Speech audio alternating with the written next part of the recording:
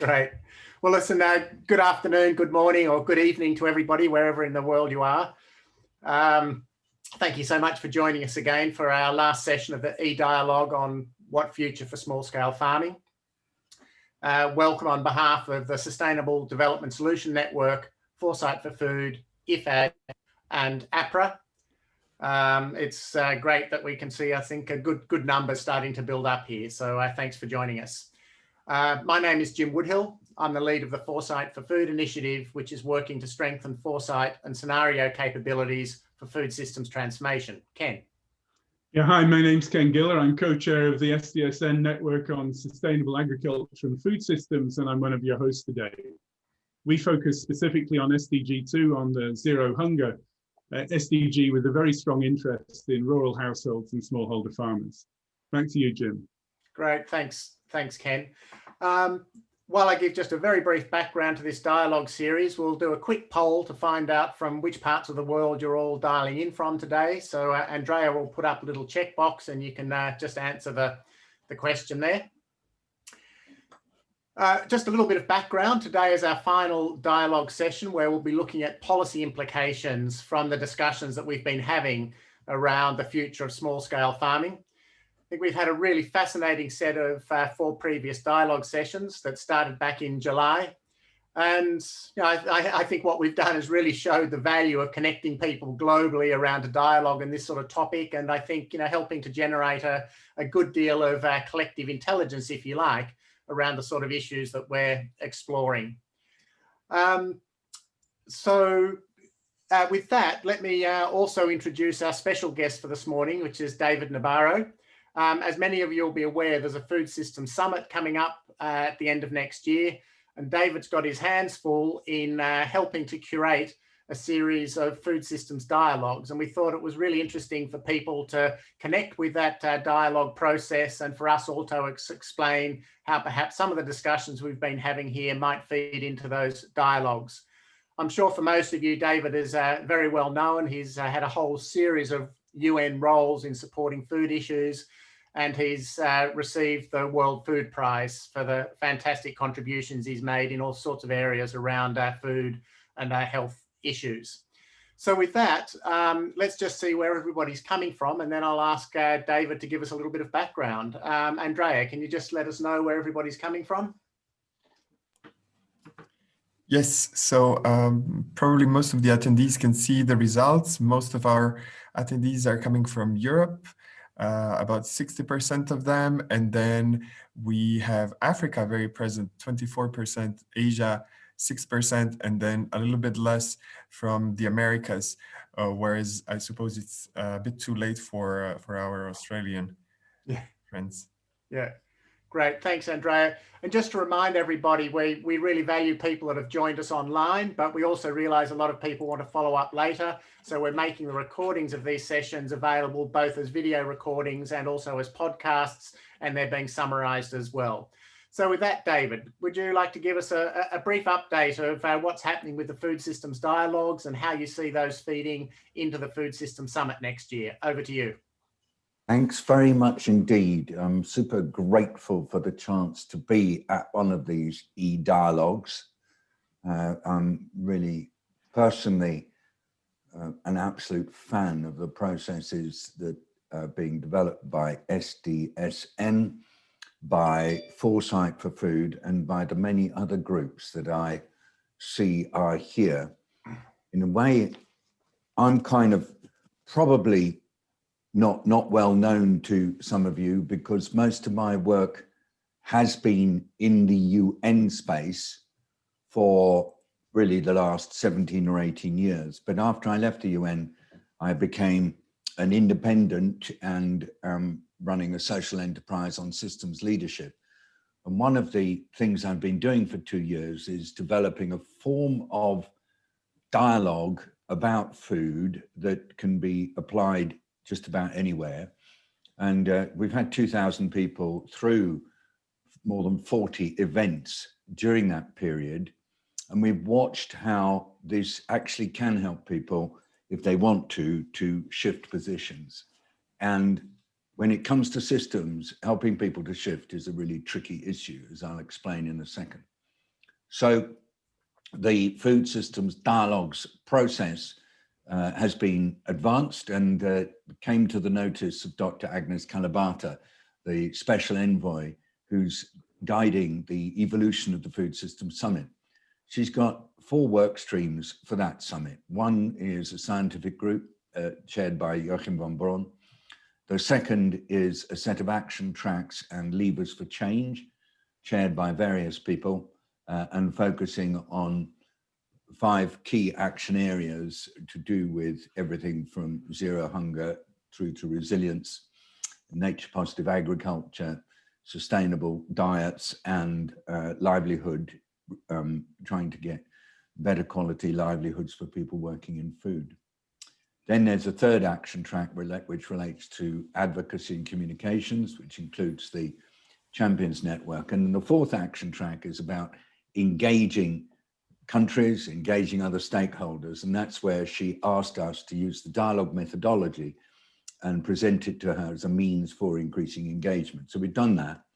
And now it's been accepted, and there are going to be dialogues in a variety of different venues that will be designed to help systems change that's aligned to the Sustainable Development Goals. Just why dialogue? Well, none of you needs me to say to you that food systems are complex.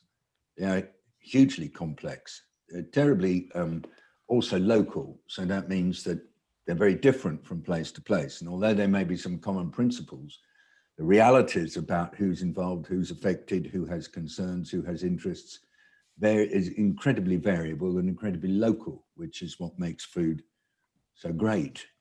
There are multiple stakeholders working in food, hundreds, perhaps thousands in any food system. They've all got different roles and perspectives, and they've got different values, which affects their own view of what's good and bad, right and wrong. The nature of the system is held in place and given some kind of rationale through a series of political factors. The political context is hugely important. That creates the structures that enable the system to have some stability. If politics are unstable, the system can become unstable, and then things get more difficult, or not. Perhaps they get more interesting, because that's where the dialogue can really help. If we can bring together different stakeholders and encourage them to examine the future of their food systems in a critical way and invite them to form unusual connections, so they meet with people they don't normally meet with, who have very different perspectives on the future of food, there is a chance that that will create the conditions under which system shift might happen. It's not highly predictable. Our experience has been, in fact, that it's quite unpredictable. It depends hugely on the nature of connections that people are prepared to make during the dialogues, the way the dialogues are facilitated, and also the context within which the dialogue is being done. But let's use as a working hypothesis that dialogue is a way in which you can get multiple actors to be ready to contemplate system shift. What are the key things that really matter? Number one, inclusion. There's no point in having a dialogue where you exclude people, perhaps because they hold views that you don't agree with, or because they represent a diversity that's uncomfortable. Inclusion and diversity are the key to this kind of work. Secondly, principles that determine how we work together during the dialogue, or if there are multiple dialogues during a series of dialogues. There are 7 summit principles that relate very much to issues around everybody mattering, diversity being key, and ensuring the real inclusion that's necessary to make it happen. And thirdly, as well as having inclusion and the principles, it's really important that the environment of the dialogue is propitious and is good. It encourages people to work together, and that's where facilitation is critical. We believe, and Dr. Kalibata has asked us to work with this hypothesis, that by having dialogues in multiple locations, we can create circumstances under which systems change might be more likely to happen than otherwise, and that's key to this summit. So we have 3 kinds of dialogues being developed. One is in countries, led by member states, and undertaken as a series, quite structured, starting around now, as an initiation amongst stakeholders at national level to consider where their food systems are working well and not working well, and also to think about how they're going to interact with the summit. Second stage is dialogues taking place everywhere, multiple locations in the country, in order to enable different stakeholders to come together to explore options for systems change. And then the third stage, which is more, again, at the center of the country, to harvest the outcomes from these multi-locational dialogues, and then to come out with, firstly, a pathway to sustainable food systems by 2030, and secondly, some statements of intentions and commitments from the different stakeholders. So that progression of dialogues at country level is the centerpiece. And we have had a letter round from the UN Deputy Secretary General inviting all countries to start these dialogues. I've briefed several hundred people around the world on the process.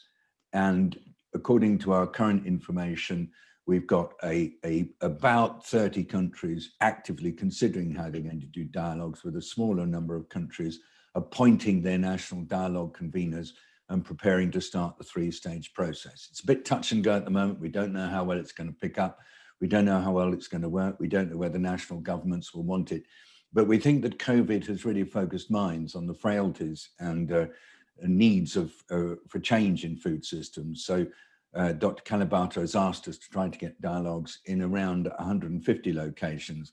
As I say, we think we've got about 30 starting up about now, some quite unusual ones, and so we're reasonably positive. The second type of dialogue is global dialogues taking place in the margins of world events, and the first of those in the context of the Sustainable Food System Conference being organized by UNEP, the Swiss government, Costa Rica, and WWF and HEVOS. That's going to happen on December the 1st. That'll be very interesting to see how that fits into place. We've got a huge subscription for people wanting to attend. And the third kind of dialogue are what we call independence. Any organization, any individual, anywhere can, if they want to, organize a dialogue. They don't need to be affiliated to a government or affiliated to a global process. They do have to follow certain basic principles, particularly the summit principles, if they want the outcome of their dialogue to be taken into the summit preparation process. Last couple of sentences. All this is made possible through quite an extensive program of training, a program of support, with a website into which those who want to convene dialogues actually register and can do so. It's called summitdialogues.org. Do please go, have a look, poke around. It's still in the process of being developed, like most of this, so there may be the odd squeak, and we'd quite like you to tell us if things don't seem to be right. And the second thing I wanted to say is that the outcomes of each dialogue are uploaded onto the web page that's created for each dialogue by the convener. And those outcomes are in a format that they can then be synthesized, both in terms of whether they relate to the action tracks of the summit or whether they relate to other key issues. And that will assist with the harvesting of the totality of dialogue outputs so that we can make it available to those preparing the summit. And the postscript is that all this process should create a situation which will enable actors within countries or within subnational jurisdictions to actually continue after the summit, working through dialogue to try to establish food systems that are sustainable and equitable. Thanks for the chance to speak.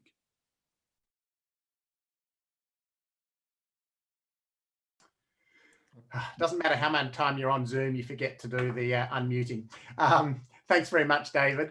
And given that we've been talking through our dialogues about trying to link what we're doing here into some of the discussions around the food system dialogues and the food system summit, we thought it was great just to hear from you a little bit more background on that, and I guess to encourage the sort of dialogue that we've been making possible here through these series. And I can see Micah from IFAD has joined us. Welcome, Micah. Thanks very much for jumping in here.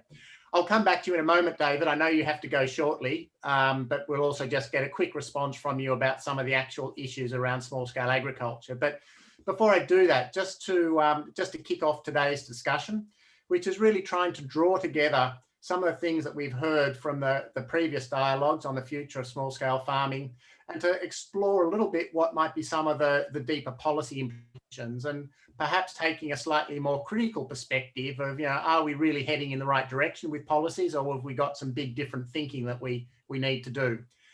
A few of the things that have come out from the dialogues to date, and I can't possibly go over the richness of everything, but I think the first one is, of course, just to again underscore that small-scale farming, small-scale agriculture remains absolutely critical to achieving the SDGs in multiple different ways. So reinforcing that one. I think the other thing that we've had a really interesting discussion about is to recognise that many small-scale farmers aren't just farmers. They do a whole range of other things. They have all sorts of other incomes. And so if we think about the issues of poverty and poor nutrition affecting many farming households, and we don't think about that in a wider context of all their other livelihood issues, we're probably getting it the wrong way round. And I guess linked to that, we've also heard a lot about how diverse farming and rural households are, and the incredibly different, diverse contexts they live in. And I think sometimes there's a tendency to talk about small-scale farming and farmers as if they're just one amorphous group, and very, very clearly they're not. And if we want to get our policies right, we have to understand those nuances very carefully across countries, within countries, and so on. And then I think another thought that has come up quite strongly, and we had a very interesting discussion around this from the Latin American dialogue a few weeks ago, is turning things on its head a little bit. And rather than talking about small-scale farmers as being a problem, really thinking about what are the services that small-scale agriculture provides to society. I mean, obviously in providing good, safe, nutritious food as one, but also in terms of being custodians of land and providing ecosystem services and perhaps helping to tackle climate change, and also being part of a whole revitalise of rural economies that we need, that is critical if we don't want to have completely overburdened cities and migration problems and all sorts of other issues. And if we think about those services to society from small-scale farming, perhaps we think more about the sort of investments that it makes sense to put into rural areas. And the final point we've had quite some discussion around is while recognising that linking farmers to markets and commercialisation of small-scale agriculture is part of the solution, that is not going to be a solution for very large numbers of farmers. And we may need to think much more about where do we see food production for self-sufficiency, where do we see much more effective ways of linking people to off-farm livelihoods, and how do we see the role of social protection mechanisms for those that really can't make it work from their livelihood options, which takes us back to needing to think in a much more integrated and holistic way around the sort of set of policy measures that might need to be considered. So that's the sort of background, and we'll go into what all of this means for policy in a lot more detail with our dialogue. But just knowing that you have to duck off in a moment, David, we thought we'd just give you a couple of moments to maybe just reflect very briefly on what you've heard from the dialogues to date around small-scale farming, small-scale agriculture, and any thoughts you have about what needs to be focused on in taking the dialogue process forward. Having heard from you, we'll then hand over to Ken and get on with the dialogue with the rest of the panelists and leave you free to go. Thank you. Just one of my issues at the moment is I've got a few hats on, and one of the hats is to do with COVID. And so that's just a little bit hotter than usual just right now. Why would that be, David? Sorry? Why would that be? I don't know. Somebody tells me there's a little virus causing a few trouble. First of all, whilst everyone here is totally focused on the role of those who've got quite small land holding or small asset holdings in food systems, I think that what we've learned from the dialogues that we've done to date is that despite us having a similar worldview, actually small-scale agriculture features only marginally in an awful lot of discussions in governments and in other policy-making venues when they're talking about food. Indeed, the notion that we can look at food systems through multiple lenses has also been one that's only really come on board when we've helped people to think about it. You know, what is food production all about? One, it's about nourishing people and trying to keep them healthy. Secondly, it's about trying to produce food in a way that also maintains ecosystem services and viable environments. Thirdly, it's about producing food in ways that are compatible with the climate and don't contribute to greenhouse gas emissions or similar challenges. Fourthly, it's about livelihoods and making sure that livelihoods, including those of small-scale landowners and asset holders, are adequately factored in. And it's not just the livelihoods of those who have their own assets, it's also the livelihoods of those who are laborers. The notion that there are at least four, and one can bring in gender and trade and other factors, issues that have to be taken into account when thinking about food systems, was something that we had to systematically encourage through the first 2 years of food systems dialogues. The second thing was exactly what you've been saying, that food systems are about people, they're not about commodities. Or you go to a meeting about food systems, people will be telling you about yields of wheat or maize or fish from different locations. We're saying, no, actually food systems are about people, their livelihoods, their well-being, their health. They're relevant to 7.7 plus or minus billion people at all times. Keep the person in the food systems, otherwise you lose an awful lot of opportunities. That links to your point, Jim, about people being the solution. Number three, if you're talking about food at a policy discussion, make sure there are real farmers sitting there, people who've got dirt under their fingernails, or people who have actually been up early in the morning looking after animals, or people who are hassling about how to get stuff to market. If you don't have the farmers there, it becomes a very abstract conversation, sometimes an unfair conversation, because there is quite often a failure to understand what are the issues that farmers have to deal with, and in particular the risks that they have to try to hedge and manage. So bring the farmers in there. Fourthly, farmers do have multiple roles, another point that you brought out. And the notion of diversity, plus also the importance of the jurisdiction within which the farmer operates, has been really important. And some have been saying to us, if you don't get jurisdictional, it's meaningless. You cannot just try to go to scale by seeking to bump up certain initiatives like ultra powerful fertilizer, different seeds, different irrigation techniques, different marketing practices. These kind of technical interventions can shift the basis under which farming works. But remember, farms are fundamentally individual entities. Farmers are individuals. And that means that when trying to go to scale, instead of the conventional style of going to scale, where you pump up the volume of a particular variable that you think is going to make a difference, when actually trying to get benefits to farmers, it's aggregation in a very granular way, a honeycomb way, without necessarily going in with a lot of extra of certain inputs, but you're aggregating the system's characteristics of successful farming. And finding ways to do that programmatically remains very, very difficult. Different organizations say that we'll do it through stimulating farmer organizations. And that's clearly highly desirable, but it's very, very rarely presented in any kind of structured and analytical way, that granular aggregation. And I'm sure that you guys have been working on it, and I look very much forward to it. Last point, many, many settings exist in the world today where farmers are stressed. They're stressed in terms of debt, they're stressed in terms of mental ill health, they're stressed in terms of not being able to make ends meet, so they're having to do multiple occupations, and they're stressed in terms sometimes of having to leave where they're doing their farming and move, as you say, migrating. This is really important, but is it well enough understood?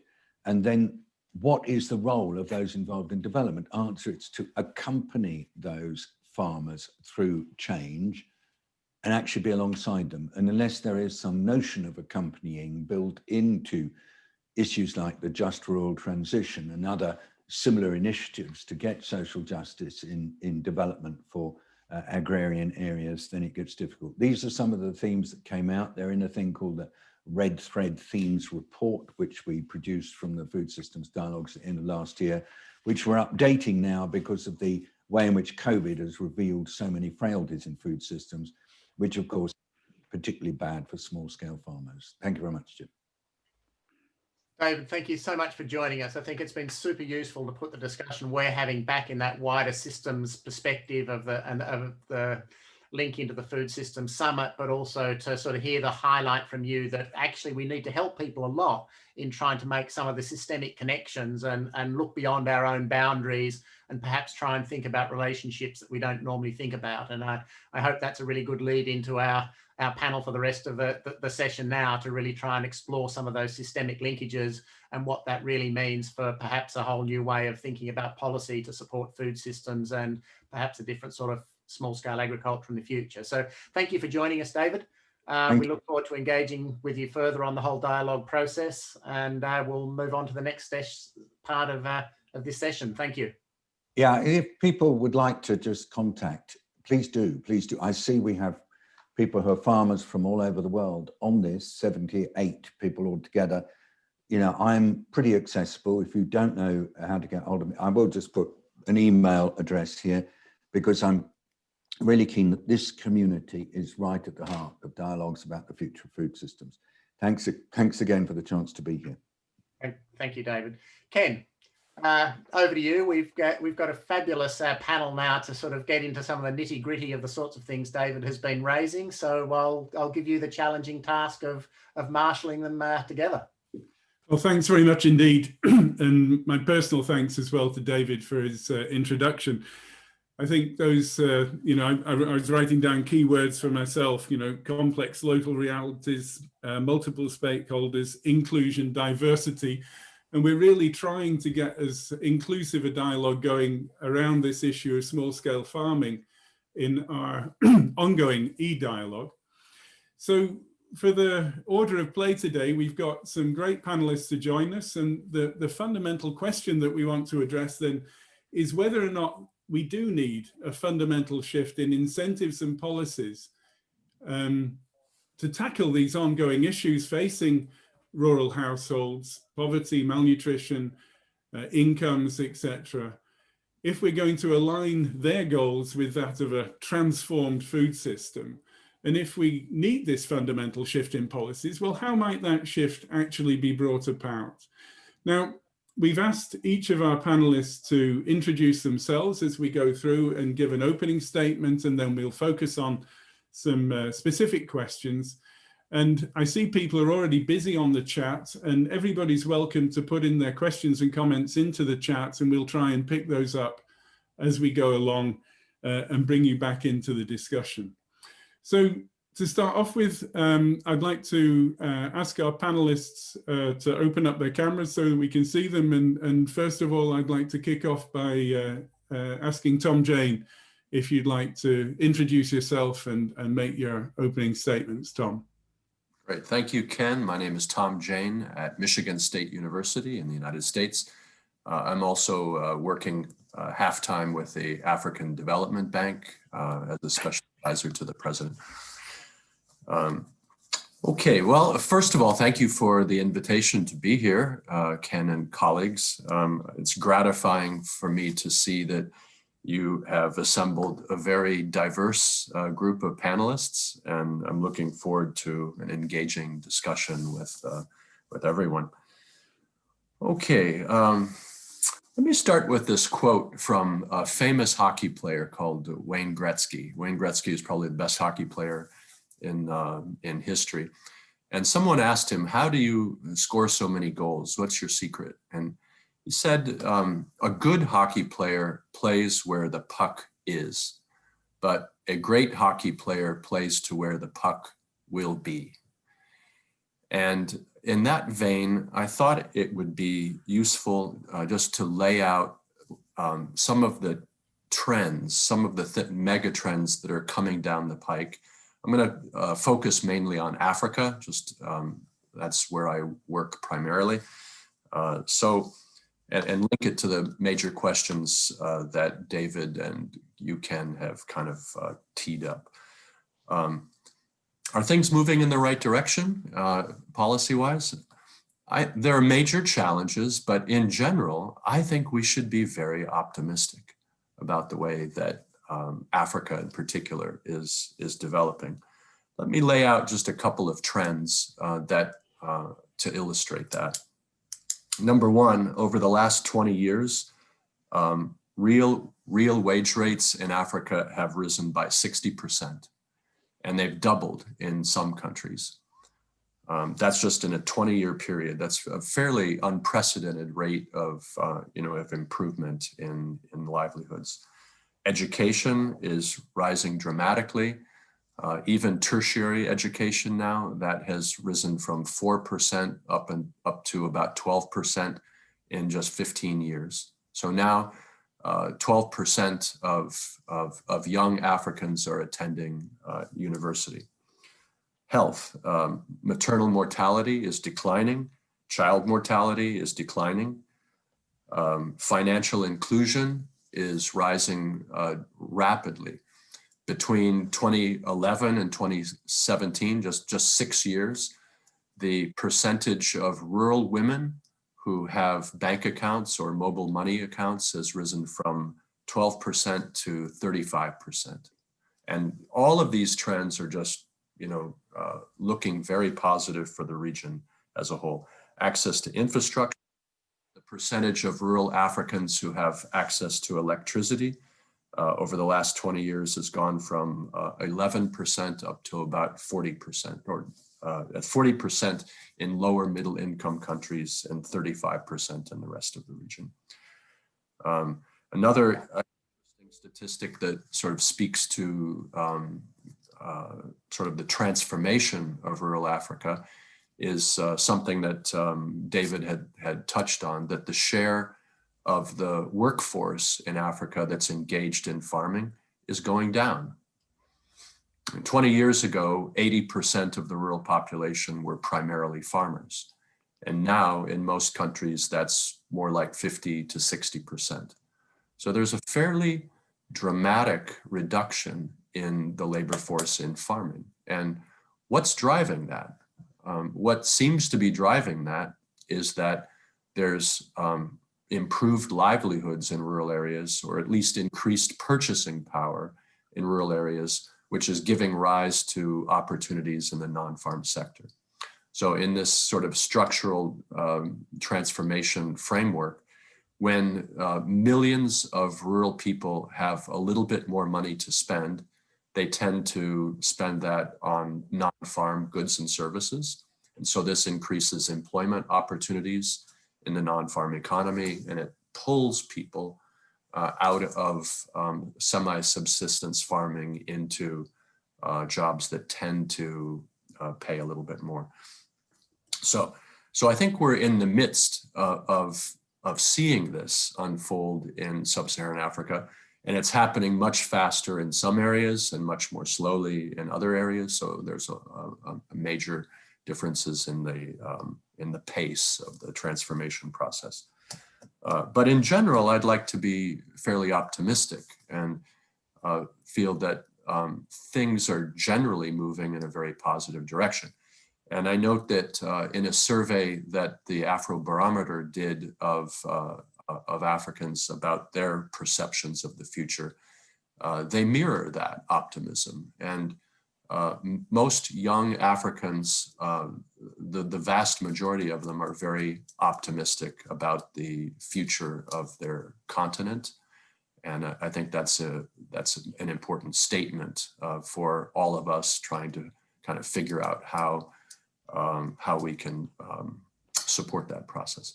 One last point before I hand back to you, Ken, is I like the themes that David touched on about everybody matters, inclusion, and that applies to policy as well.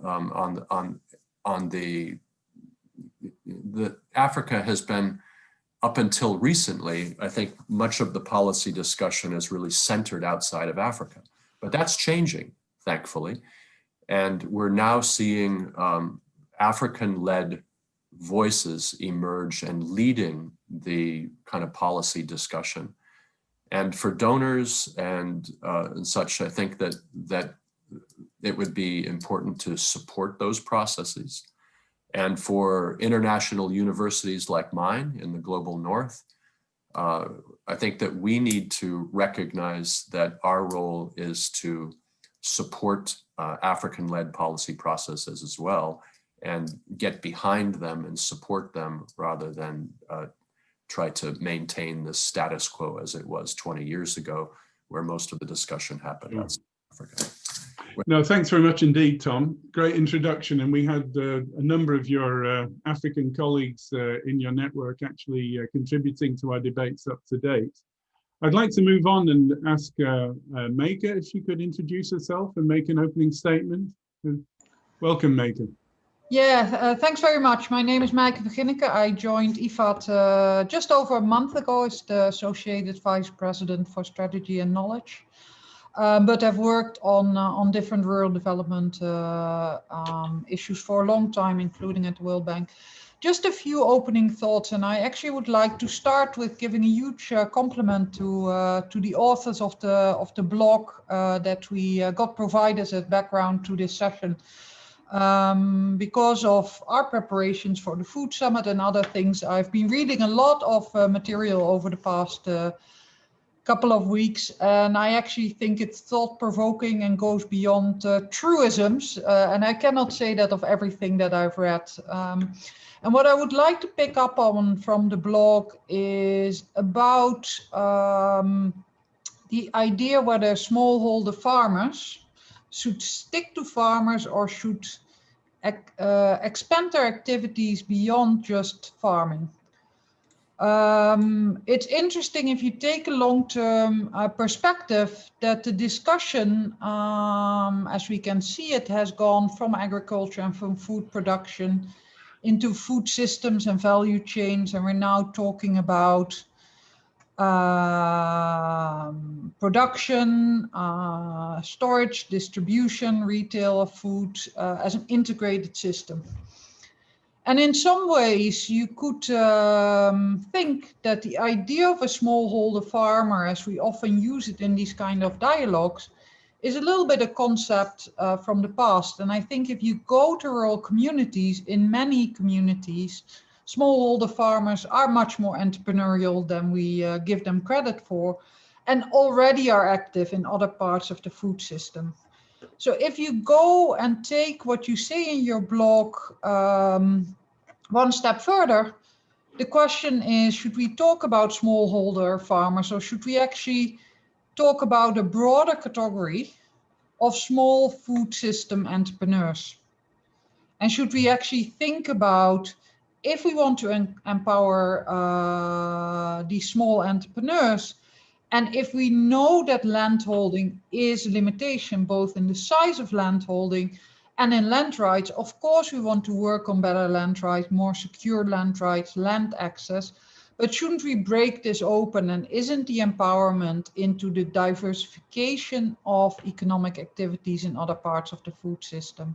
So that's one thought. The second thought is, when we look at equitable livelihoods in food systems, what you do quite well in your blog is actually saying not all small-scale farmers are the same.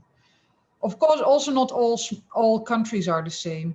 So the second question I would like to put on the table is, of course, there's no silver bullet and no one size fits all. We agree with that. Those are truisms.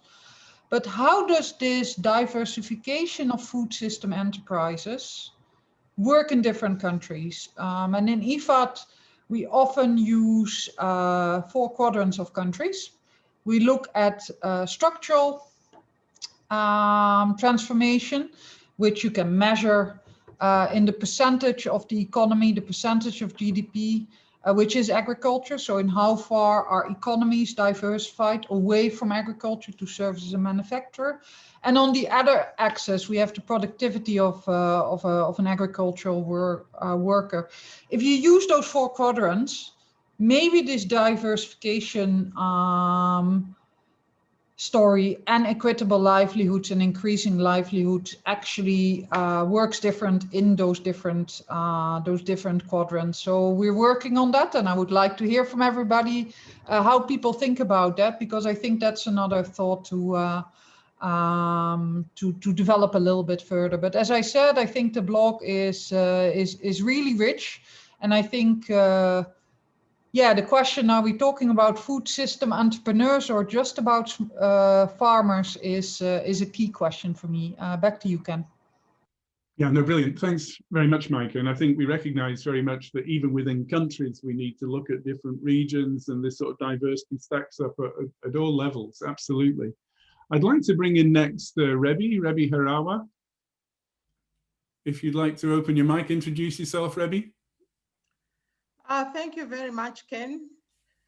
My name is Rebbe Harawa, and I'm the Regional and Research Program Director at ICRISAT. Those of you who don't know ICRISAT, it's an acronym standing for International Crops Research Institute for Semi-Arid Tropics.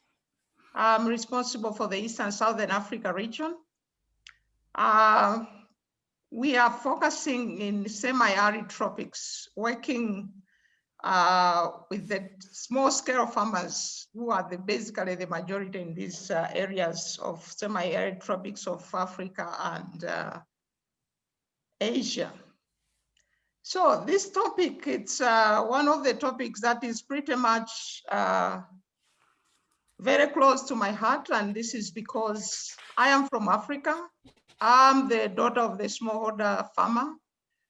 And in the last 10 years, I spent my life at AGRA, which also works with the small-scale farming.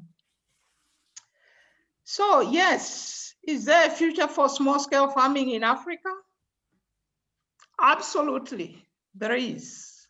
And I'm saying this because we are talking about 80 million, 80% of the farmers we are talking about in Africa are actually small-scale farmers. And if we talk about, Africa food security, we are relying on this 80% of these small-scale farms. However, if we look at the future, I think we need to change a lot of things. There has to be a total transformation, probably an extreme makeover of this small-scale farming. And I think policy is going to be central to this transformation. So one of the things that I think one of the speakers has just mentioned is, are we talking about, entrepreneurship, or it's just production? I think one area that needs to change is moving from subsistence farming to where we now talk about agribusiness. This is going to be very critical. I know that every time we look at the size of the farm, we always feel there is nothing that can come out of there. But I believe if we bring in the aspects, for example, technologies, from seeds to the right soil, all the way to the good agronomic practices, and where possible, where we can do mechanization, I think we can start seeing these farms of less than 2 hectares be able to give a ton for consumption and have an extra. The focus in the agribusiness, we need to look at the whole range of crops. I think currently Africa, we suffer from just focusing on crops like maize, for example, which is a staple crop for good reasons, but it's really a lot of calories. And when you talk about markets, there isn't much. So there has to be a diversification of these crops, looking at the different options, for example, grain legumes. And I think ICRISAT is one of the organizations that is working in this space. The other change that needs to really come in is the incentive. If we look at South Asia, for example, countries like India, even in East Asia, they didn't have large farms. They had small-scale farms, but there were incentives that were put in place. For example, you're talking about markets. I think we have experienced, doubling of production in the last 10 years in a number of countries, including Malawi, my own country where I'm coming from, where production was supported through subsidies, but things were not done in a way that farmers were not prepared for the graduation process through preparation of markets. And markets are going to be central in the process of really transforming the future small-scale farming. A lot of the work that we have seen around markets has been revolving around public farming. It's been revolving around governments providing the markets. That's unsustainable, and there's no place for that in the future. So we certainly need to get to where we live with the private sector, and any production has to be driven by the markets. We have to start from the markets. What does the market want?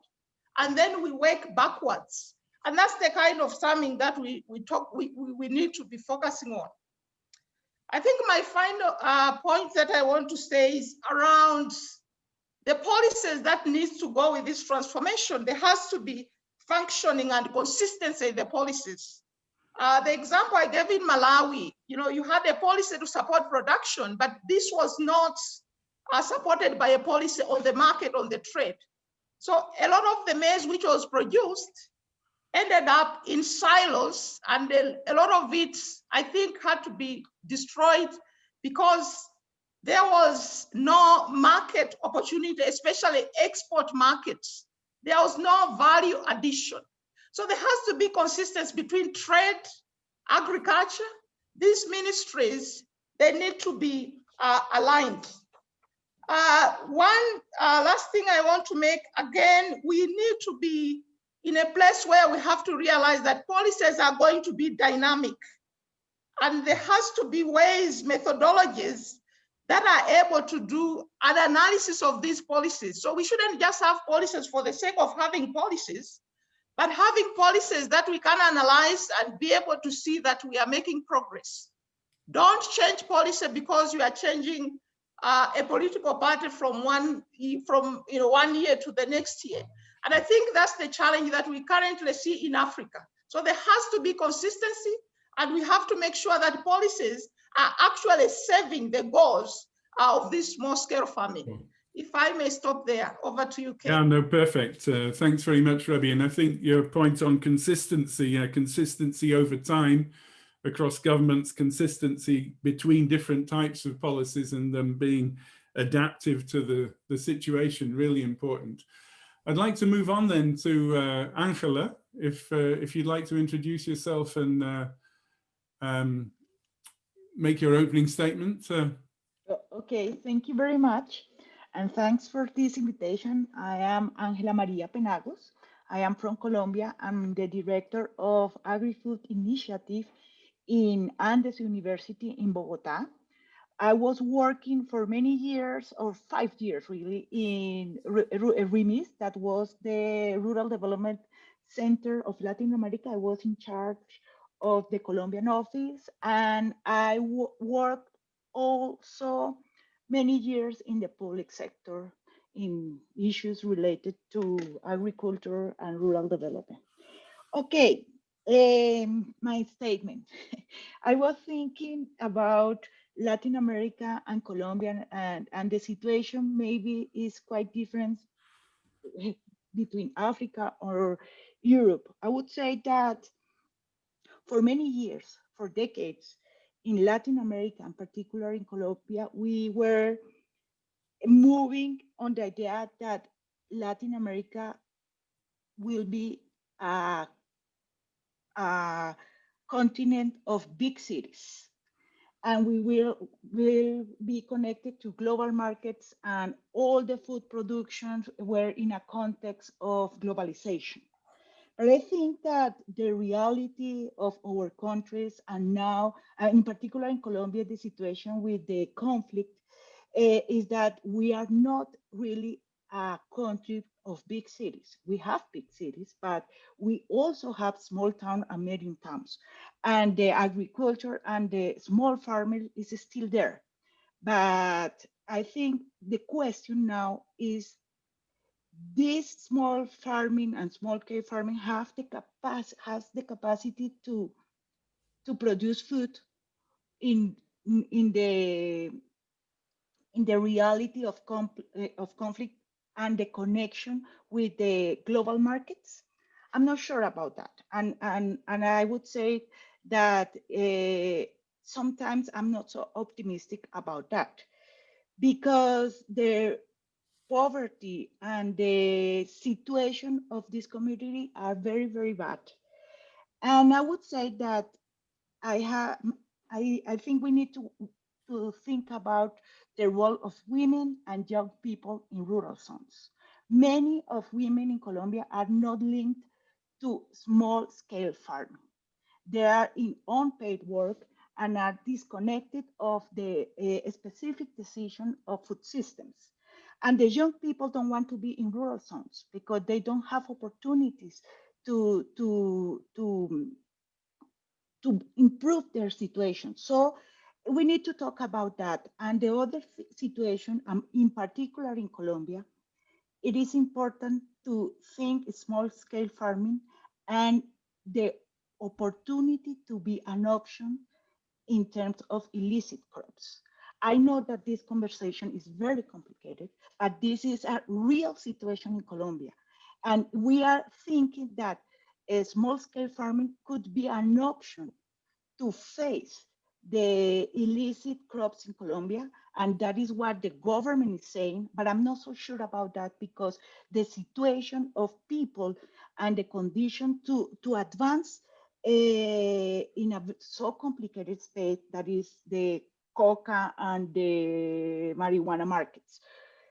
Many of our small farmers are linked to this kind of situations, this kind of productions, and they don't have another option. That's the truth. And to produce food, maybe it's not an option.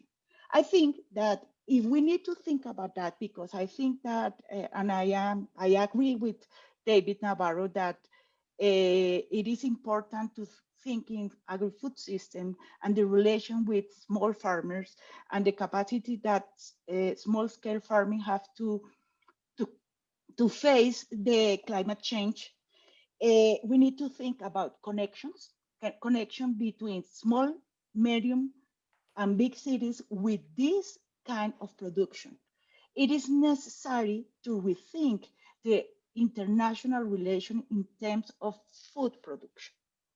In Colombia, we have many, many small farmers, but probably they are not producing food. We are more thinking in big commodities at coffee. Coffee is not food. It's very important for Colombia. And I hope that coffee continue to be a very important system in Colombia, but it's not food. That is very important. No. And the other issue is that maybe we need to think not only in small scale farming, we need to think in family economies, more linked to value change process, where women and young people have the possibility to link to this kind of production and the capacity to move between small cities, rural land, hinterland, and to have more connections to for example, internet, access to schools, access to education from rural zones. And therefore, at the end, I would say that this problem is not just an agrarian problem. It's a development problem. And we need to involve in these discussions the other sectors. Absolutely. And they need to think how to make interventions in rural zones. It is not possible that we have big cities in a country like Colombia with 10 million of people. That is amazing. And we have land for producing food, but we need to rethink the way we make the things. Okay, this is my first introduction. Yeah, no, wonderful. I mean, and again, you highlight how the local context, the national context is so important. And of course, you know, high value crops, narcotics, at the end of the day, you know, produced on small areas of land. It's hard to challenge with food crops. I'd like to bring in our last two participants. So first, Avinash, if you could give us a bit of a South Asian perspective and introduce yourself. Thanks, Ken. I am Avinash Kishore. I work with the International Food Policy Research Institute in its New Delhi office. And my work, as Ken said, is mostly focused in South Asian region, India, Bangladesh, Sri Lanka, and Nepal. So given the short time, I just decided that I would focus on subsidies, partly because South Asia has a biodiversity of subsidies for agriculture sector. And I just want to make like 5 or 6 points. If I exceed my time, then I'll stop earlier. So the first one is that we all of know, and there's a lot of debate and discussion on how high the subsidy levels are in South Asian region, even in small countries like Nepal. And that the subsidies cause all sorts of distortions which affect farmers' own income, but also environmental outcomes and efficiency outcomes. But anytime, one thing that I would like to highlight, is not my research, but has been done, that anytime people have looked at it carefully, the subsidy data, you find that the smallholders and even other farmers in the region are net taxed. And if you look at total subsidy and the way they are net taxed is that the governments in this region do not allow food prices to rise, especially staples, but even other food prices. And they do it through trade policy and other commodity controls, etc. So when you put that in, they don't let food prices rise. So a lot of food policy is geared not to farmers, but to consumers, even though we pretend that is geared towards farmers. And my sense is that it's not going to change anytime soon for 2 reasons. One is these are still poor countries, and many of the smallholders even, and the number of consumers is much higher than number of farmers. Many of the smallholders themselves are net buyers of food. And since they're a poor country, one sign of poverty is, thumb rule in economics is that if a very high share of your household budget is spent on food, then you're poor, right? So even a small inflation in food prices can hurt. And if what hurts consumers, what hurts households, will hurt elected leaders or even unelected leaders for that. So it's not going to go away. Food policy will continue to be more centered towards that's one thing that I wanted to say. And we have to live with that word. We can't wish it away in our research, in our conversation. The second is that the subsidy will only rise for 2 reasons, I would say. One is that generally across the world, as countries get richer, they subsidize their farmers more, not less. The form of subsidy changes, but subsidy itself increases. You can see it happening in Bangladesh as Bangladesh economy grows rapidly. China is an even better example. During Mao's time, farmers were net taxed. Then there was a time when it was neutral, and now they're net subsidized, actually. So the subsidy, that's one reason. The second reason why subsidies are going to increase is for various reasons. The income gap, per capita income gap between farm and non-farm sector is only widening. And there's only so much gap that can be sustained in a stable political atmosphere. So just for political stability, if not for anything else, that gap has to be kept under control. So there will be transfers to farmers in one form or the other, that even if farmers continue to be net tax, there'll be appearances that they're being subsidized. So that's the second point that I wanted to make. So subsidies are here to stay, and they might even increase. Then the third question is, any change that has to happen in a revenue neutral way, meaning you can change the way subsidy is delivered. You cannot, I think the amount is only going to increase. And that's where the main issue is, that can we move from distortionary subsidies where we reduce prices, we change allocations, to non-distortionary subsidies where we give cash transfers, direct benefit transfers, direct cash transfers, rather than distorting the market, distorting the prices. I think governments in the region, in South Asia, are trying to move in that direction.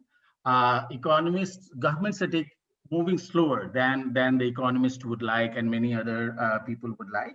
And I think there are very good reasons for it. We can recommend all we want in the changes in the way subsidies are structured, but there are very practical considerations. First is, when economists or even other people who recommend these changes, they assume, I think quite often, even if it is not stated, is that these changes are anodyne. Like no one, it won't offend or hurt anyone. These are Pareto optimal. Some will gain, but no one will lose. That's just not the reality. So that's one. There are interest groups. Some would hurt, some would help, and that politics comes into the play when you move from non-discretionary. Partly because the compensating transfers that you on a paper you can make are in practical life are not that easy. Okay, the one group is hurting. Let's say in fertilizer subsidy, fertilizer manufacturing units would hurt. Can we make compensating transfers to them to buy their votes, their support? It's not always easy for multiple. That's one. So politics, that some would hurt, others would help. That's one. The second and third related ideas are the ideas of logistics of it. In poor countries with very large number of farmers like Bangladesh, India, Sri Lanka, and Nepal, and the state capacity issue. So shifting, Government of India desperately wants to move from a urea subsidy to direct cash transfer and letting urea prices float with the world market.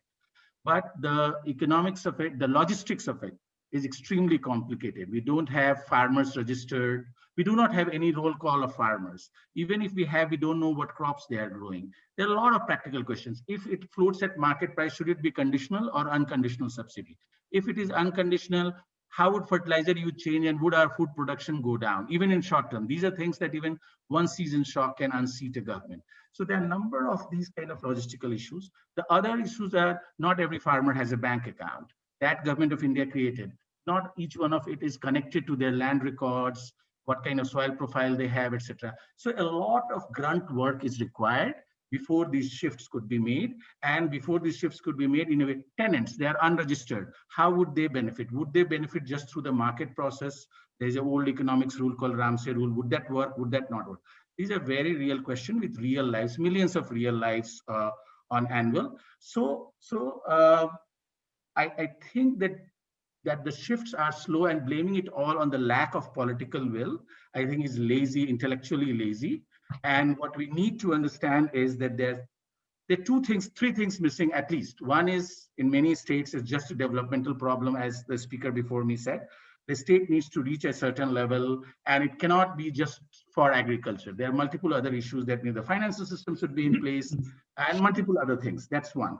The second is there's lack of evidence. So if, for example, very simple, when Government of India is trying to consider moving from in-kind to cash transfer of subsidy, what is the price elasticity of demand of fertilizers? We don't know.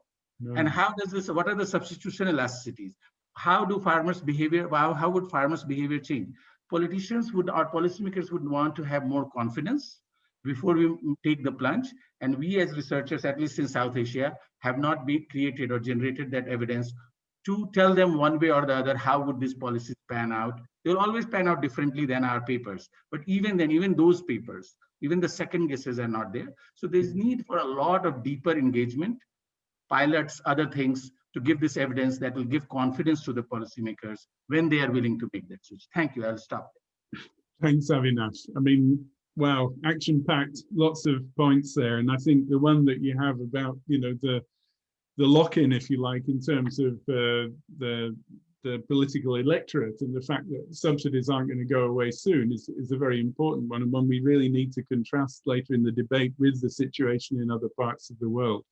I'd like to invite our last panelist, Elena, if you could introduce yourself and make your brief opening statements, and then we can let battle commence. Yeah, thank you very much.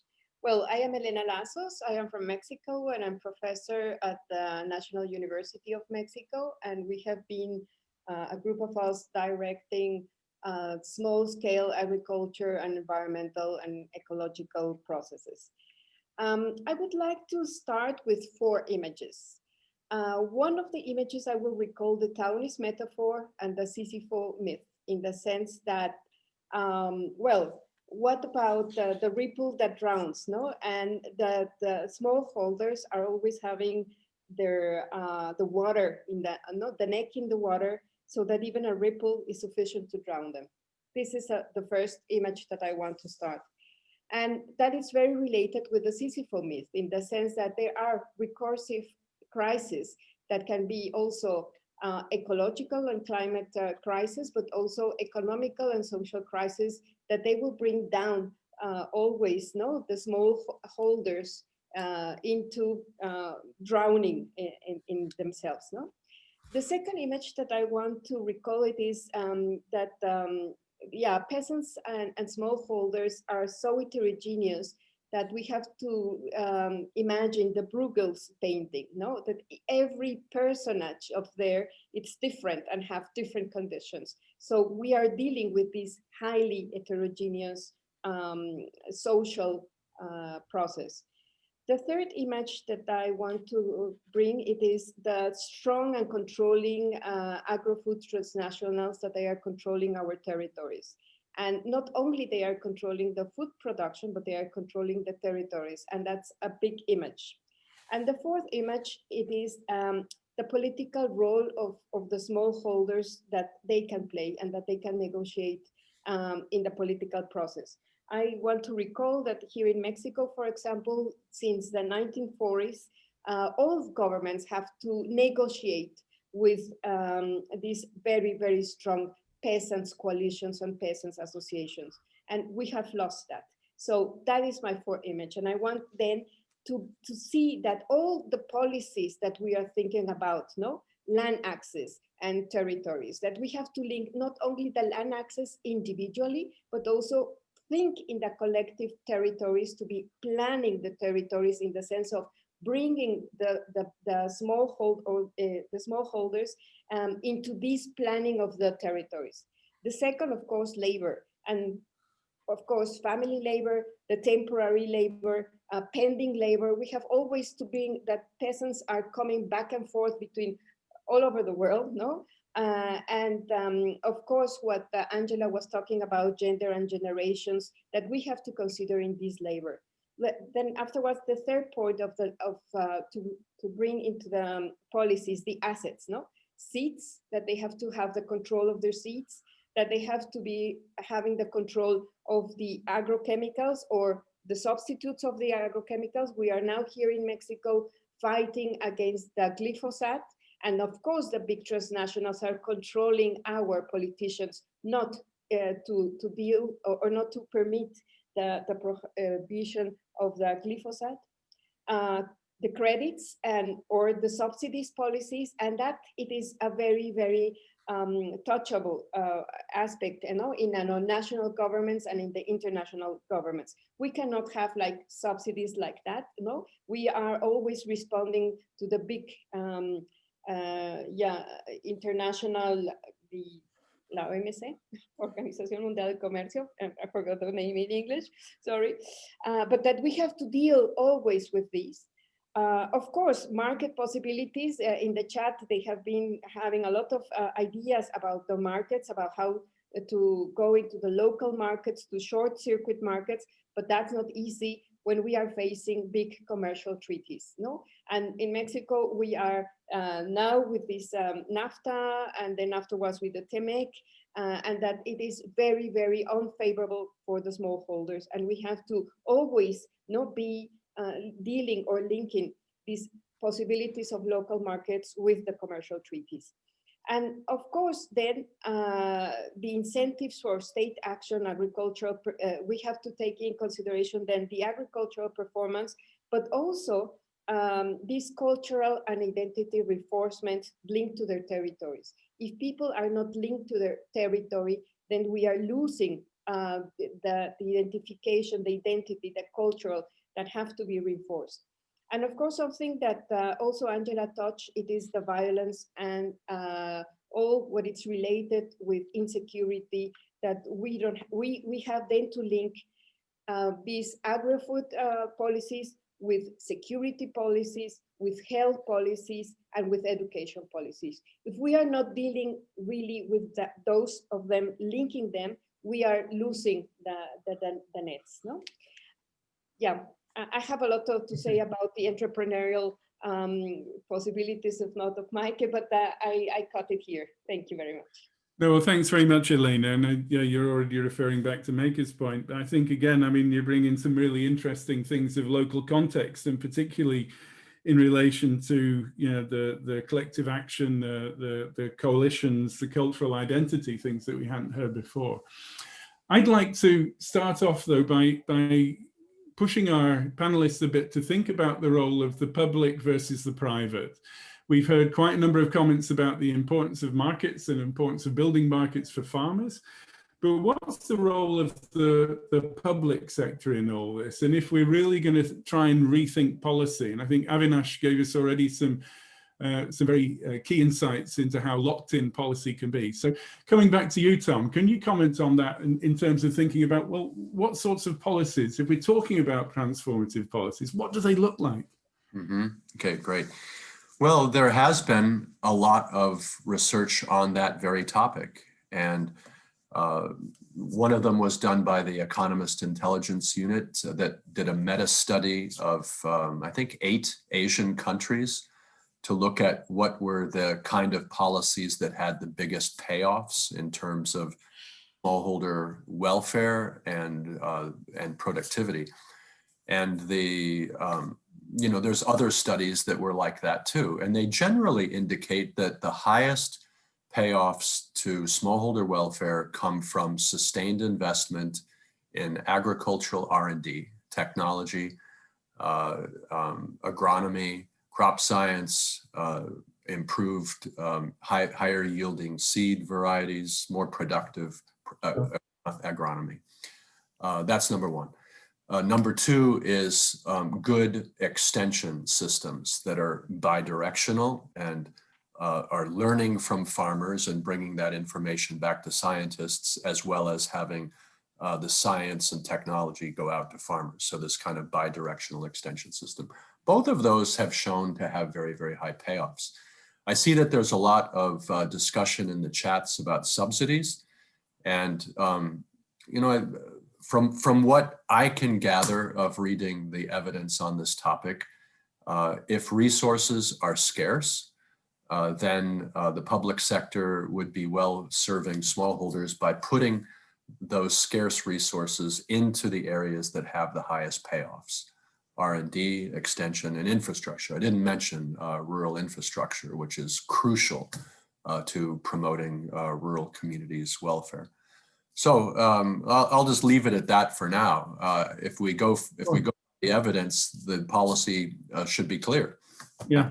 I mean, I'd really like that we have a dialogue amongst our panelists. I don't know, I mean, Avinash, maybe we could jump straight back to you though, just to say, I mean, you talk about this multi-layered approach in terms of subsidies and support, and yet we see very little of that in Africa. I mean, from your position in South Asia, what would you think can be done purely by the market? And Rebbe was highlighting the role of the market as well, and in relation to what should be the role, if you like, of governments. Can we spend a bit of time struggling with that one? So I mean, Tom already highlighted that. Look, R&D and rural infrastructure routes, these are the kind of things that private sector wouldn't provide. They can they can pay for the highways where you have tariffs, etc., tools, but research and development is a classic public good that the government must provide. Roads and safe environment for doing business. So security of property rights, fair dealings, etc., setting standards. I mean, with COVID, food safety has become so important. So setting standards, setting up trade policies. So South Asia is the least integrated region when it comes to food trade. We recently did a paper. Even compared to our neighboring countries like ASEAN, like it's ridiculously listed. And it's not only because India and Pakistan don't get along with each other. Even if you look at India, Bangladesh, India, Nepal, still very, very undertraded. So trade policy, research and development, of course, infrastructure, norms and laws, and their enforcement, and trade policy. I think these four are clearly things that the private sector cannot do. The other thing that I would want to say that even in highly subsidized agriculture, markets play a big role. Governments in the actual transactions of inputs and outputs, government distorted, but the real players are these small guys, sometimes big companies, both of them. So it's still South Asia's agriculture, and I'm guessing even Africa's agriculture, I don't know a whole lot about Africa, is predominantly private agriculture. Farmers are independent players, and a lot of traders are also private. In India, government buys 30% of wheat and around that of rice, but that's alone. That's the only thing where government has a substantive role, where it buys, stores, and distributes at very, very low prices. Everything else is private. So the way is like, how do we increase and leverage private sector's incentives or channelize it so that it's not an exploitative relationship, etc. And I think it's less exploitative than it is made out to be. That's the last point. I can expand on it later, why I am saying that. Okay, thanks, Avinash. Meika, I think you wanted to come in.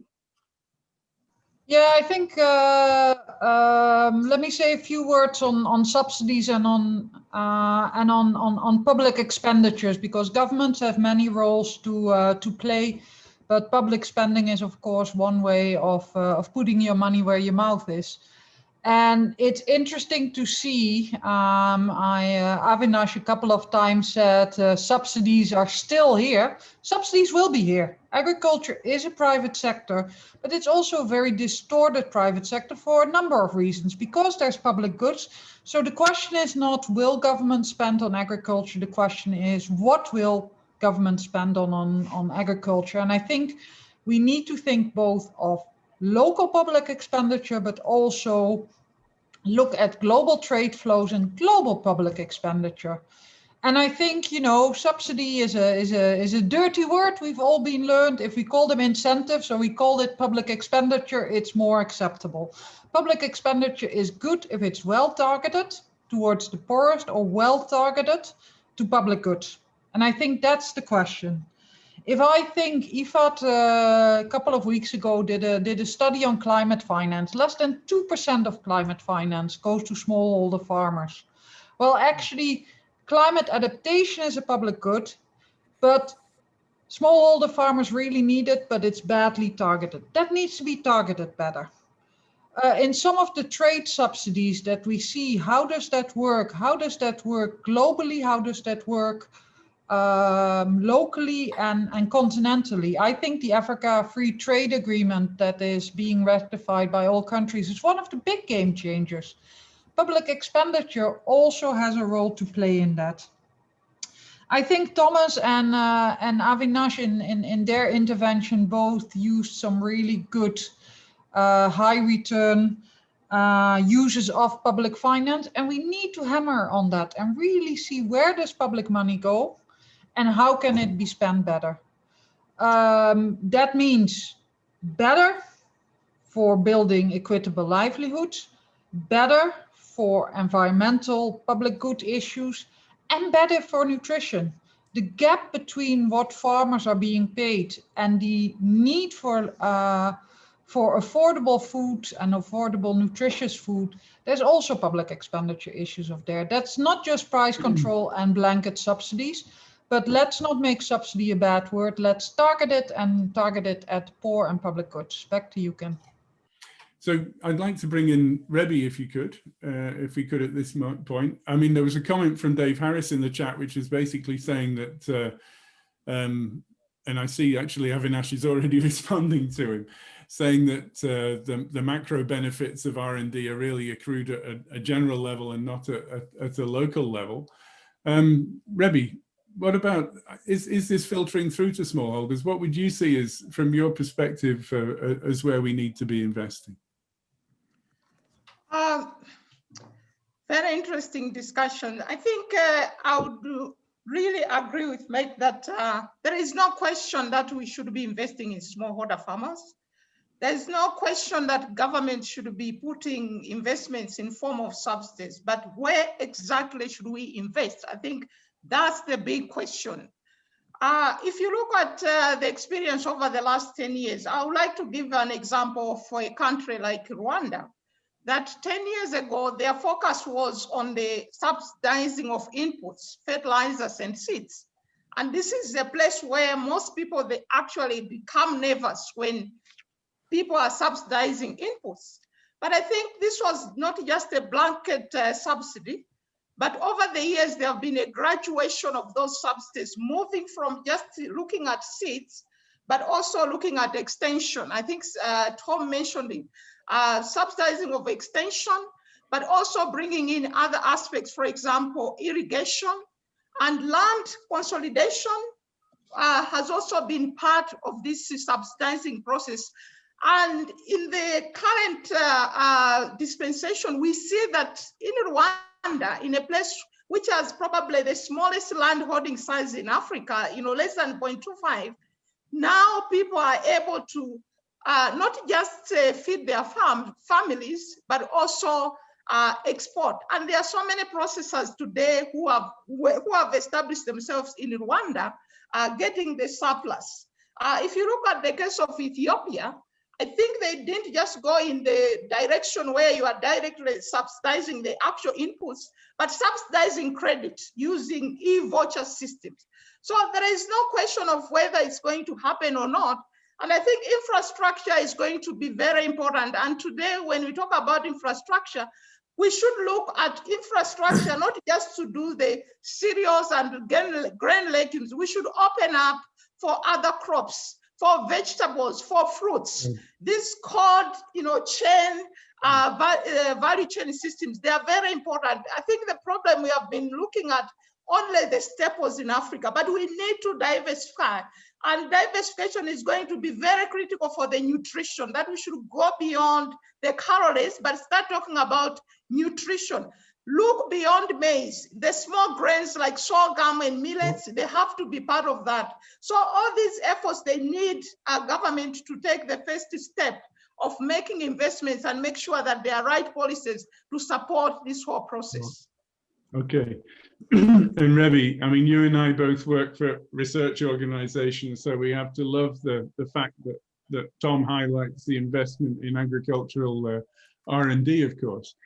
I want to drive all of you though, and I mean, I welcome the others to raise a hand to join in whenever you wish. But, we talk about needing transformative policies change. I mean, what does this look like if we're really talking about these sort of fundamental changes? I mean, we obviously the infrastructure one is absolutely necessary. We need that, definitely. But if we're trying to convince people to make new investments, where do we find this idea of transformation occurring? Anybody? Is it too difficult? Just Angela. maybe. Okay, just some of the ideas. I think I agree with Ravi that we need to think about what, but we need also to think about how. And in Latin America, the way we allocate public expenditure is just thinking in one individual, not in the territory and in the collective conditions, as Elena said. I think that is very important, and that is a big change in the way how we allocate budgets. And we have policy, we have instruments, we have whatever we want, but we have the same way to allocate budget as we had 40, 30 years ago. And I think it is very important to change this kind of way in terms of decentralization, in terms of more collective action, and the role of civil society. We think that the only way to do that is through institutional and national entities. Maybe we have an option with civil society. And that is a big change. And another thing, I was reading the chat, and I like one of the intervention that said we need to think about farmers as citizens. And that is very important. And what does it mean? We need social protection systems. Our social protection system is for urban zones. We are thinking that all the people live in big cities. And maybe the focus in the social protection system is not just the person, maybe the family, maybe the community, maybe the territory. How to do that? We need, as researchers and public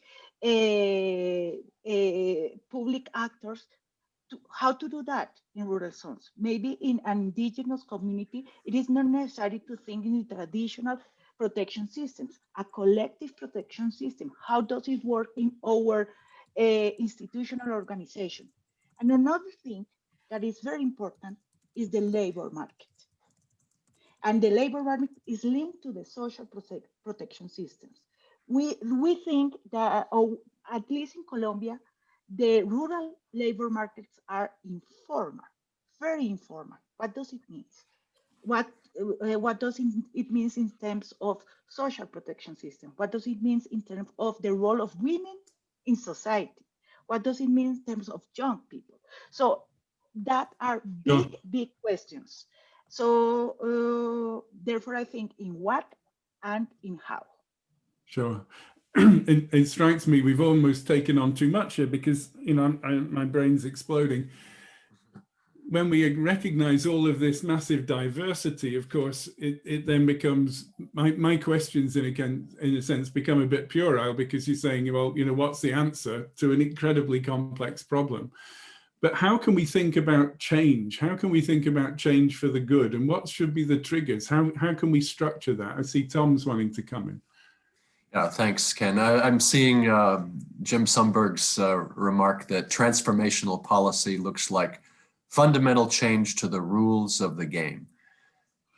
I think no one can disagree with that, but where the devil becomes in the details is how do we, you know, we may all have the same, you know, fundamental values and goals about what, you know, we all want to promote the welfare of rural people and their livelihoods. But then the question becomes very tricky about how do you do that in practical terms? An example of that is land. There's been a few chats on land policy and tenure. And in Africa, when people started registering land with the intention of protecting rural people's rights to land, and that they would, you know, the assumption would be they would now, with more security, they'd invest in that land and they'd become more productive.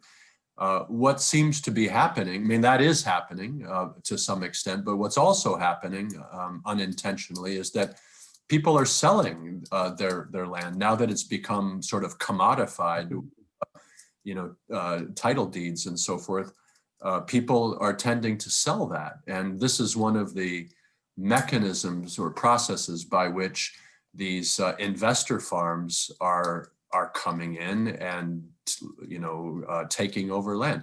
So even though there's been this very, you know, the international media has focused quite a bit on international land grabs, in Africa, by far the most substantial form of land acquisitions are not by farmers, but they're by relatively wealthy urban and even rural elites who are taking over a lot of land. So the land tenure, the attempts to register are really facilitating that. Sure. I mean, I think your work on this has come up several times in your group's work in our discussions to now. And I think that idea that sometimes these, if you like, local, cultural, traditional, if you like, land tenure systems can be give more security to smallholders is very important. I'd like to try and bring Elena back into the argument, because again, you earlier in your comments were also very much emphasizing this important role, if you like, of culture and identity.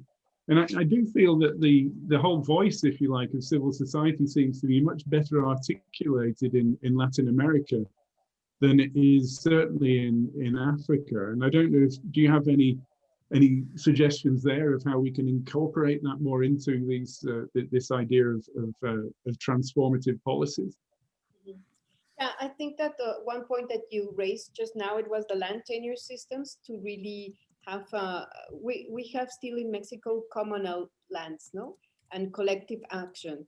So that is why entrepreneurial in the sense of individualization will be against these common or collective actions. And how to really foster or to really try to improve the connection of collective action among several associations of rural associations.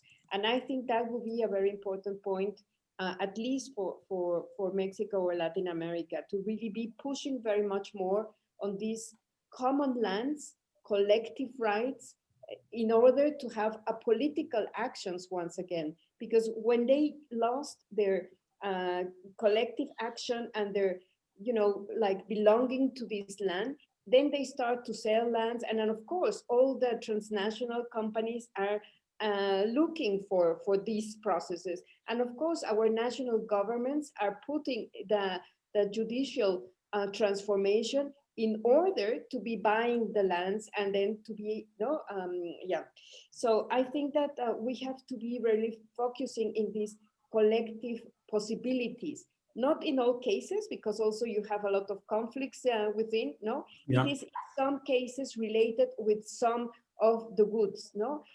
In the coffee production, it has been very well in this collective action of coffee production.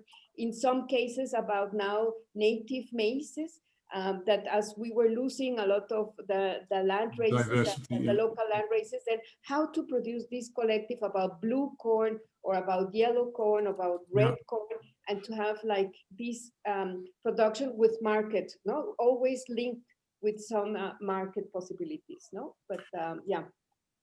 Really great. Look, I've got my eye on the time. We've got really about 5 minutes or so to wrap up, and knowing what a fantastic range of ideas we have.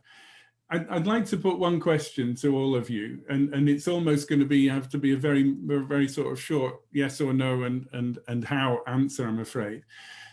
It strikes me that we really need some explicit transition strategies for smallholder agriculture. We really need to develop this long-term vision that can guide change. Now, what are the steps that we could be recommending to move in that way, to develop that transition pathway?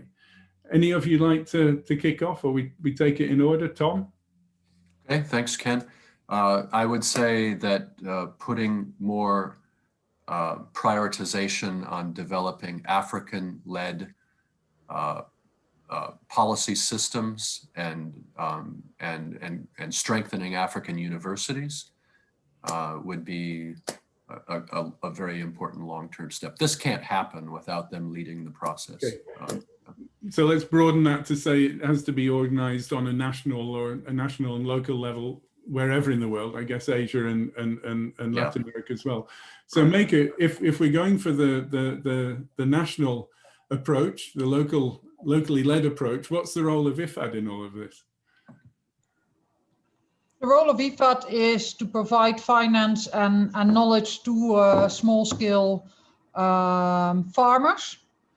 I think that we need to think of small-scale farmers as small entrepreneurs in the food system, and we need to think how we can help them to diversify their entrepreneurship so that they can actually add value to nutrition and the environment, but also make a livelihood because they enter into where value is added in food systems. Thank you. Yeah, thanks very much. So, Rebbe, what would you like to see the investment on this in terms of the first step to take of developing a long-term vision for a transformation of small-scale agriculture? And I think your point earlier about the fact that policies change every time governments change was, of course, one we have to bear in mind. We need to really focus on diversifying the production beyond the current staples that we see. Mostly it's maize. Let's bring other crops. Let's bring grain legumes. Let's bring crops that are resilient to some of these harsh environment, like the dry areas. But all that needs to be driven by the markets. Markets are going to be at the center of all this. And we have already heard that government has a key role to play, because these are all going to also be supported by the private sector. The buyer is going to be a private sector and not a government market. Sure. Okay. Yeah. I'm still struggling with the role of where government and the private sector meets, but obviously they're both part of the movement. Angela, for you, what would you want to leave us with as a Okay, thought? I would say maybe three things. We need to think and to involve in this discussion the small and medium cities, because we need to work on the demand side. And that is very important for small scale farming and for agri-food systems. We think that only the big cities or global markets are the only way. I think we have a big potential, particularly in Latin America. Second, we need to work on productivity. That is very important. We need to think productivity linked to value change and transformation. And third, I would say that it is important to think on territory and the important role of civil society in terms of interventions and to change the actual situation of small farmers in our countries. Yeah, so not only at national level, then also at local territorial level. I think that's a very important point to take with us. Avinash. Sorry, go ahead. No, I was just going to say we can't have 10 points. You've always got such a lot of points, but maybe just a couple. So I think long-term public investments that Tom Jane earlier talked about, I think there is no escaping that. That's absolutely essential, and it should continue to maintain at a high level. Second is shift in the policy focus from just food production or productivity to farmers' income, because that's what we need. A farmer is in the business of maximizing his or her income, not buying food security for the rest of the world or the country. And third is, I think, we need overall economic development. There's many problems of a smallholder agriculture are not going to go away if the rest of the economy is not doing well. That's the demand center that determines the state capacity, etc. So the many levers of change may be outside of the agriculture.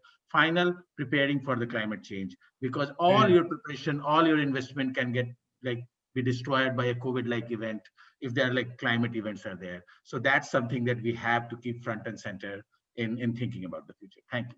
And thanks very much for reminding us about this need for economic development outside agriculture to go hand in hand with development in agriculture. Really important. Elena, some last thoughts from you, please. Yes, thank you. I will recover all these political negotiations of the smallholders. They have a power, and we have to really enforce that they have that power in their political negotiations, that they are the owners of land, food, seeds. And I think that we have to be strengthening that. And then the second point, it will be territory planning. And in this sense, strengthening cultural and identities in order to be strengthening this belonging to, in order to protect their lands and all their assets. Then the third point, it will be social security for all farmers.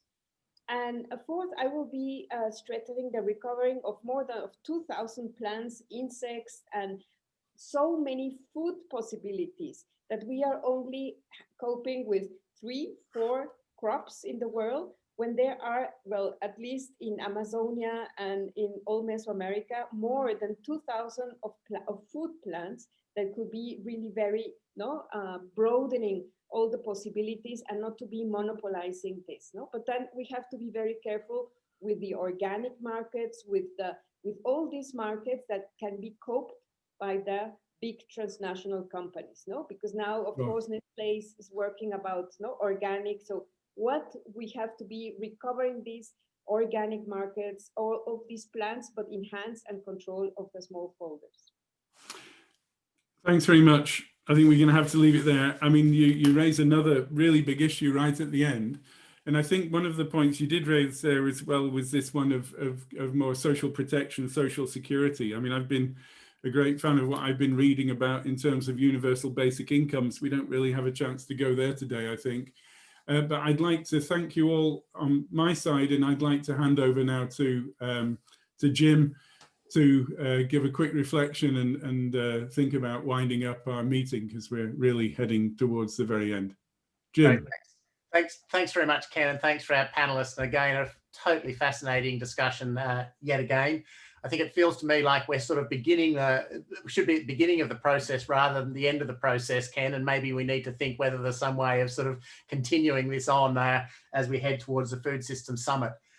I'm not going to try and summarize what was an incredibly rich set of issues, but we will do our best to write that up in a blog again. But I guess one big reflection, and I think often we think about trying to solve the issues of small-scale agriculture looking backwards rather than looking forward. And I think what we need to do is understand the future role of small-scale agriculture in a completely transformed food system, which is what we're talking about. And I think that then takes this whole dimension around what are a whole range of other public goods that we want to expect from the food system and from small-scale agriculture. And if we think like that, it actually means we do need to fundamentally think our incentives, our policies, how all of that works together. And I think the discussion now is really just highlighted that we're only just at the very beginning of those sorts of discussions.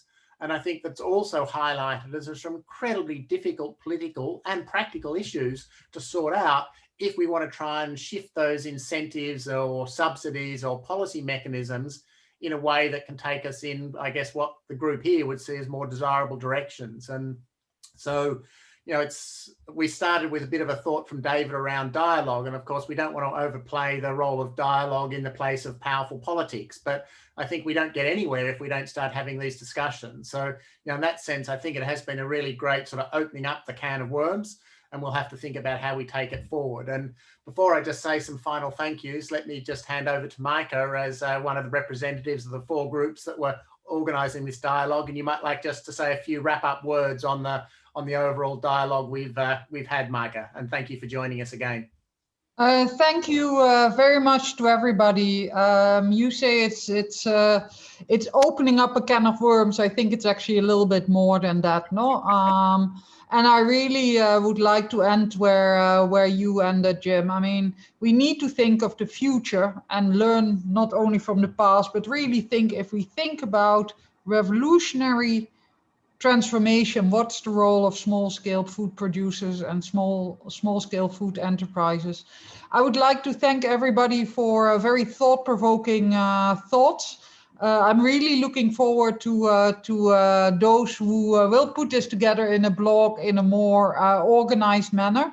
And I think we have a great opportunity with the Food System Summit next year to not only put agriculture, but food systems for livelihoods, for feeding the hungry, and for the environment back on the agenda. We need to come up with new thinking, with practical thinking, and with solutions. And I think today's dialogue and what we've been doing over the past few hours, but also over the past week and past month, have been a really important contribution to that. Let's stick together. Let's make sure that all these dialogues get us to conversion and to action, because that's what the world needs. And I think everybody on this call have very important contributions. So thanks very much. Great. Thank you very much, Micah. And let me just finally wrap up the whole series by firstly a really big thank you to all of our audience that have been online through the various sessions and have taken a lot of effort to write notes in the chat boxes and come back and join us on multiple sessions.